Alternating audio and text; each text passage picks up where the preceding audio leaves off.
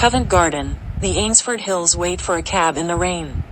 When Freddie goes to hail one, he knocks Liza's flowers out of her basket. She accepts money from Freddie's mother, then Colonel Pickering. A bystander warns her that a man is writing down what she is saying, and she confronts him, saying that she has done nothing wrong.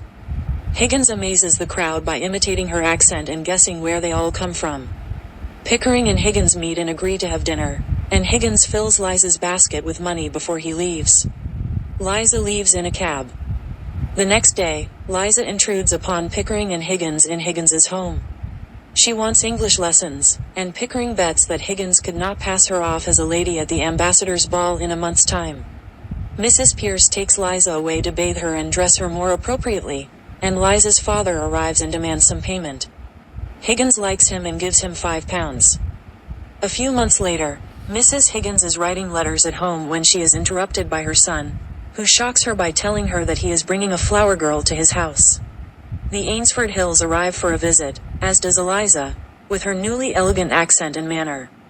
Freddie is infatuated right away. Eliza makes the mistake of swearing and describing her aunt's alcoholism, and she is hustled away by Higgins. Clara thinks that swearing is the new fashion and shocks her mother by saying, "bloody," on the way out. Mrs. Higgins scolds Pickering and her son for not considering what is to be done with Eliza after the experiment. At midnight at Higgins's house, Eliza enters looking exhausted.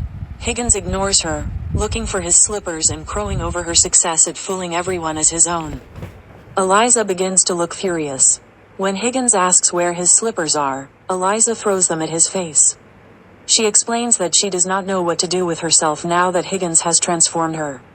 He suggests that she marry, to which she responds that she used to be something better than a prostitute when she sold flowers. She throws the ring that he gave her into the fireplace, and he loses his temper at her and leaves the room. She looks for the ring in the ashes. Mrs. Higgins is in her drawing room when her son comes and tells her that Eliza has run away. Doolittle arrives and announces that after he spoke with Higgins, Higgins recommended him as a speaker to an American millionaire who died and left him everything. Doolittle is now middle class and hating every minute of it. His mistress is forcing him to marry her that afternoon. Eliza comes downstairs. She ran away to Mrs. Higgins's house, and Higgins looks flabbergasted. Doolittle invites Pickering and Mrs. Higgins to the wedding, and they leave Eliza and Higgins alone to talk. Eliza says that she does not want to be treated like a pair of slippers, and Freddie writes her love letters every day. When she threatens to become a phonetics teacher herself and use Higgins's methods, he says that he likes the new, stronger version of Eliza. He wants to live with her and Pickering as free bachelors.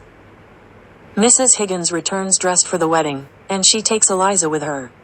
Higgins asks her to run his errands for him, including that of buying some cheese and ham. She says a final goodbye to him, and he seems confident that she will follow his command. The onstage drama ends, and Shaw narrates, in an epilogue, that Eliza recognizes Higgins as predestined to be a bachelor. She marries Freddie instead. With a gift from Colonel Pickering, Eliza opens a flower shop.